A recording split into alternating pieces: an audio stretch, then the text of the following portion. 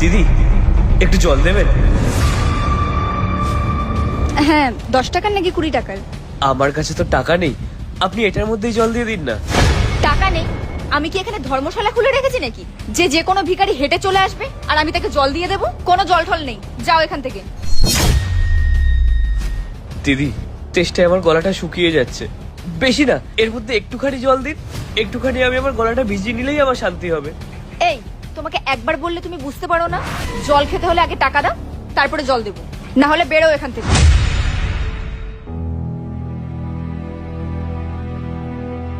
ভাই শোনো, এ নাও জল। আমি জলটা খাবো? হ্যাঁ খাও। ধন্যবাদ দাদা।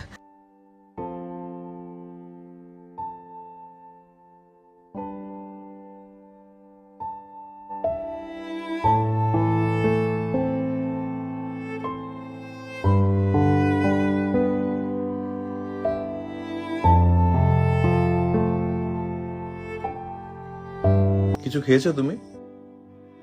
না দাদা, গত 3 দিন ধরে আমি কিচ্ছু খাইনি। কিছু খাবে? হ্যাঁ, খাবো। দিদি, কিছু আছে? হ্যাঁ হ্যাঁ, আছে তো, এক্ষুনি নিয়ে আসছি।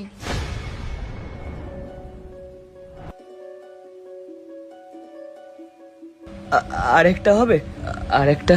দিদি, আর একটা দিও। এক্ষুনি আনছি। এই নিন দাদা। ধন্যবাদ। স্যার, আর কিছু লাগবে? না না, আর লাগবে না, হয়ে যাবে।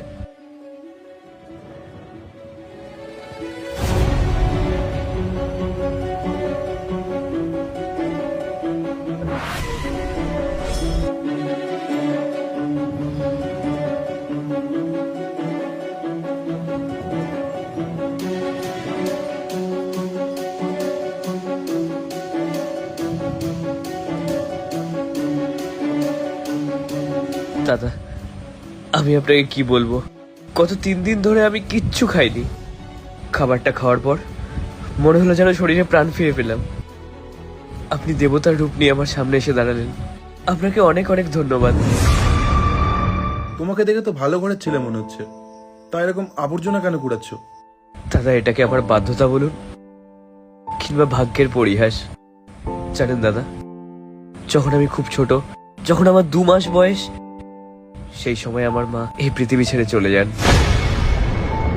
যতদিন আমার বাবা ছিলেন ততদিন আমার সময়টা খুব ভালো চলছিল। যেই আমার বাবার হাত আমার মাথা থেকে সরে গেল, আমার বাবা